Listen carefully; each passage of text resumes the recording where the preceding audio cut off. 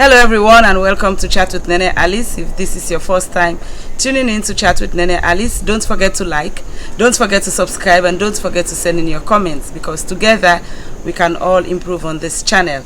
And also, viewers, I want to also let you know that there is a bell button that you can just hit anytime, so that you can be the first person, to know whenever I post any new video. So today I have with me Mariama Yormah, and Mariama is a cyber security expert and she works for the government of Sierra Leone. But that notwithstanding, we have been having conversation on cyberbullying, and I know that we have had interesting conversation, and so she is here today so that we can chat around cyberbullying and the effect it has on an individual, particularly when we talk about women. So Mariama, welcome to Chat with Nene Alice, and thanks for gracing our stage today. Can you say a few words to viewers before we start the conversation? Thank you very much, Mrs. James. Thank you for giving me this opportunity to be part of the Chat with Nene Alice. And thank you, viewers, for giving me the opportunity to at least share what I have concerning cyberbullying. I hope you'll enjoy the session and you'll learn a whole lot. Thank you. Thank you, Miss Mariama, as I fondly call you. But first of all, I want you to just tell viewers, what is cyberbullying? Cyberbullying is actually bullying online. That's a short form. When I mean bullying online, it means, for instance, having someone posting or sharing images or messages about you that are negative, that are mean, that are false, that with the intention of at least trying to humiliate you or embarrass you or cause you some amount of hurt.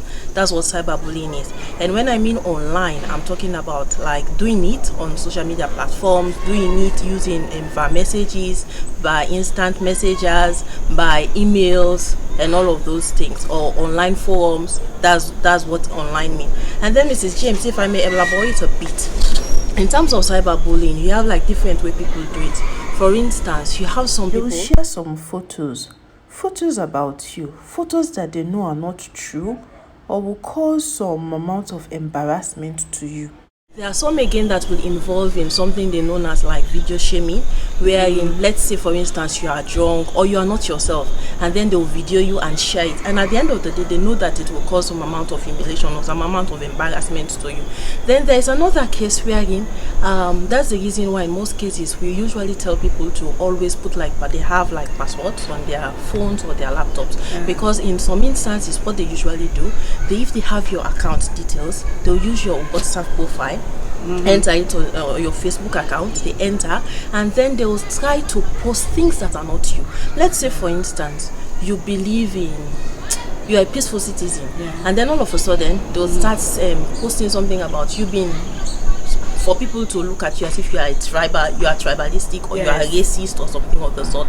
That's another way they can do it. And then they can also harass you online. The harassment, it can be sexual harassment, they can threaten you or something of the sort. Those are all the different ways that cyberbullying can occur in the online space. Okay, so what I want to ask is, there is an argument for and against that. Sometimes people will say, if you don't enter the social media space, nobody will enter your space, because you have entered the space. That's why people are there stalking you or bullying you.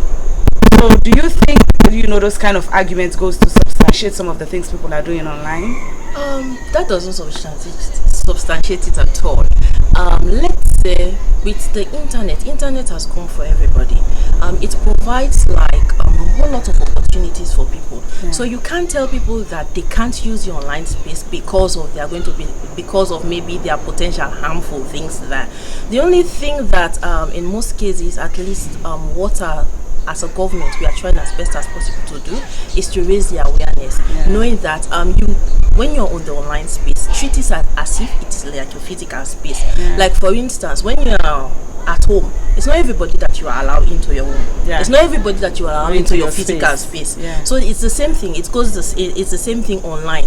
Don't just allow people to you don't befriend everybody. If you don't know them, don't be friends with them. If for instance they are giving some comments that you don't like, don't just block them and just avoid. Some certain things, some certain precautions that you need to take, just as the same way you need to take some certain precautions in the physical space, that's the same way you need to do it in the virtual space. space. So it doesn't make sense that because you are online, people can do anything. The only thing is just like viewers knowing like the pros and the cons of being online, and based on that, then they will be able to navigate their way properly. Okay, so there are some people who are physically not online because they don't put their pictures and you don't see them. You know, they will tell you, I'm not interested in social media, you know, and things, all that goes around social media. But at the same time, they are stalking people, you know. They're stalking people, they know everything about you and they know what is going on with you. So, first of all, what is stalking, cyber stalking, and why is it that that happens? Cyber stalking, just as, first and foremost, we've already laid the premise that just as the physical space where you have thieves, you have criminals, the same goes online. You have thieves, you have criminals, you have rapists, you have all sorts of people on the online space. So cyber stalking is actually people that they are out there. They try as best as possible to stalk you or to try to harass you with the intention of actually controlling you, controlling your movement, dominating you. That's the main purpose, that's the main focus of like cyber stalking. What they will actually do, they will make sure that they will visit your pages, whatever group you are, they will be part of it. They will try as best as possible to monitor all your activities. And cyber stalking is extremely dangerous. The reason being, it can move from the online platform and to the offline platform. That's the reason why in most cases we try as best as possible to advise people. For instance, your phone, it has like a location. Make sure that location is always turned off.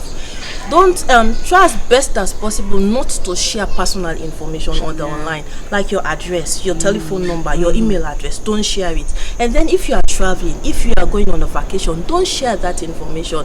You only share things with people that are closer to you, people that you trust. Just as you will do it on the physical space, try as best as possible to do it on the online space, because just as thieves are in the physical realm, so they are online. So you have to be cautious, you have to be careful. Yeah. So those people who do not show their faces on social media, they are all stalkers, not so? Not necessarily.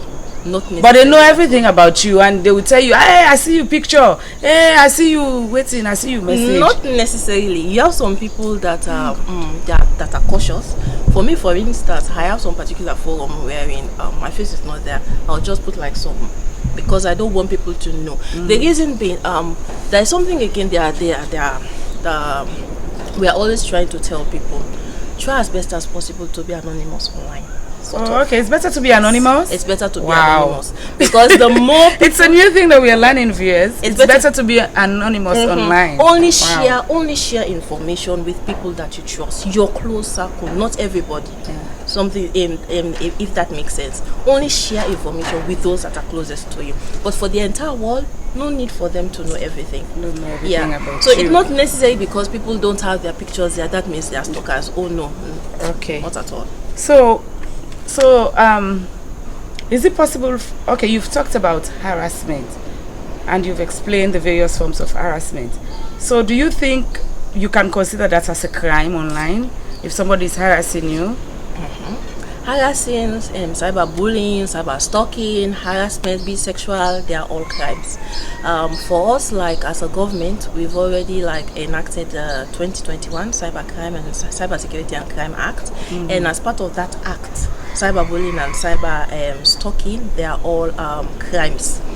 For that, if you are found guilty of it, especially let's say for instance the cyberbullying and the cyber stalking, you will pay something. If you are found guilty, you will be fined like about 30 million to 50 million, or maybe 2 years to 5 years imprisonment, or it can be both. So it's something that is actually, it's a crime, and it's not just a crime in Sierra Leone, it's a crime globally.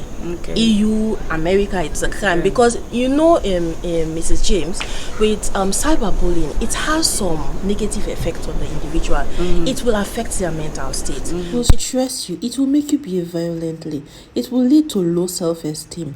At times, in most cases, it will lead to people drinking. It will lead to people committing suicide. Because of that, we have to make sure that we protect our citizens. We have to make sure that we protect people when they are using this online platform. So based on that, and then for online sexual abuse, that's a whole different ball game. For us, for the act, we have online child abuse, and then we have online adult abuse as well. You know, there were instances for the adult scenario. There were instances wherein maybe you will give somebody your phone, and then they will take some picture or some video and then just broadcast it. Now, if you do it without my consent or without my permission, you've committed a crime, and for that, the fine is actually about 100 million to 250 So those million. sex videos that somebody took in their private, and then by some kind of mistake or something, it's you see it in the public, and if it's without my consent, I can sue that person. Yes. And Sierra Leone, do we have the techniques, to be able to detect that it was not shared by either of us without our consent? Can we detect that? For now we are trying, because it's just a new act that we've enacted, and now we are trying as best as possible to put the various structures in place. But at a minimal, we'll be able to detect all of those things. For instance, let me go further. Even if myself and my partner are engaged in a sexual video, and then my partner takes that video and shares it with the public without my consent, he has committed a crime. He has committed a crime. Wow. Yeah. So you talked about something about the effect it has on our self-esteem, on our mental well-being. Do we have cases, or have we ever detected any case in Sierra Leone that we have been able to see the mental effect it has on people, or or something that somebody has pursued? For now, just as I said, initially there were cases all coming up on board, but because there was no law in place, it was usually it was not handled appropriately because there was no law to support it. But now we do have a law, and the law was passed later last year, which was in November. Yes. Yeah, it was enacted by Parliament, and then President gave his consent in around November. So it's now we are trying as best as possible to encourage people to report the cases, because what we are finding out, most people will suffer it in silence. They don't report. So we are encouraging all viewers, if you are going through cyberbullying, if you are going through cyberstalking, report to the CID, and the CID, now there is a law, and the law will take its effect. That's our promise. Thank you, Mariama. We have said a lot, and cyberbullying is so popular, and we really don't know how to overcome some of those. Even me, sometimes, because of my social media presence, I do receive some sexual harassment online. But those are people who are not within Sierra Leone. How do we track them? Like those sort of harassment, block the person. Yeah. That's the basic one.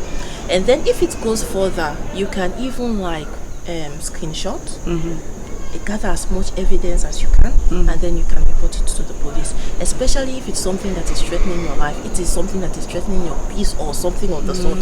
Just make sure as best as possible, gather as much evidence as you can. You block the individual. Don't respond to them. Don't respond to them at all. Just block them, and then you report to the police. Okay. And then when you report to the police, then the police will be able to take the necessary actions. And then for those, obviously, you have a whole lot of people that are out there that think that, okay, because they are out there, they can do whatever they want to do. But as a government, we are trying as best as possible to accede to Budapest Convention. Budapest Convention is like a worldwide convention that so many countries have joined to. If we are part of it, and then somebody in Netherlands or Europe or America committed a crime, we'll be able to speak with the police there, and then they'll be able to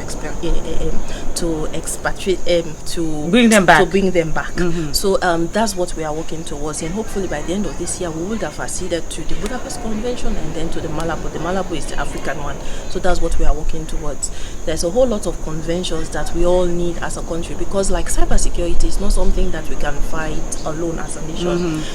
It's something that is borderless. It's something, because somebody in Guinea, somebody in Liberia can just do something from where they are, and then commit a crime in Sierra Leone. So based on that, we need to work as a nation. We need to work as globally. So we need to have like the same laws and everything. So we are working towards that. So all those that think that they can sit wherever they are and then commit crime in Sierra Leone, very soon that will be the end of it. Yeah, because so many things are going on online, and we have had people abusing people online, using some strong words on people. But I want to say thank you very much for some of this information that you have given us. And viewers, one of the things she said was that you take as much evidence as you can and then report that, document it well, and then report it. And wherever they are, because of some of the commitments that we have with international bodies, those people can be held to ransom, and they will be able to pursue whatever matter that they have been able to conclude. Thank you so much, Mariama, for enlightening us, and thank you for giving us this information. And I want to say we'll continue to have more and more of this kind of conversation as you have more and more developments within the units you work with. So thank you, and have a blessed weekend. And we'll talk again. So viewers, if this is your first time tuning in to Chat with Leone Alice, don't forget to like, don't forget to subscribe, and don't forget to send your comments. Thank you, and have a blessed week.